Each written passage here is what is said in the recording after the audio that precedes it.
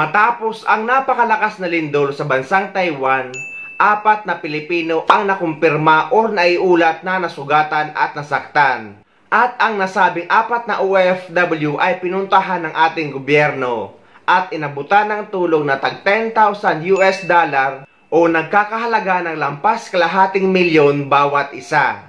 Napakalaki nito guys, pero deserve ito ng mga kababayan nating OFW na nasaktan at nasugatan sa Taiwan. Bumisita si Manila Economic and Cultural Office Chairman Silvestre Bello III sa Pinay na nasugatan sa gitna ng malakas na lindol sa Taiwan. Personal na iniabot ni Bello ang $10,000 na cash assistance kay Christine Gumahin, ang OFW na nawala ng balay noong tumama ang lindol. Isa siya sa 4 na manggagawang Pinoy na naitalang nasugatan sa insidente. Nakatanggap na rin ng tig $10,000 ang 3 pang OFW. Ang magnitude 7.2 na lindol sa Taiwan ang itinuturing na pinakamalakas na pagyanig na tumama sa bansa sa loob ng 25 taon.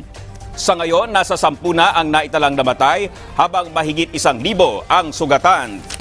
Hindi ko lang sure kung Taiwan dollar ba or US dollar ang ibinigay.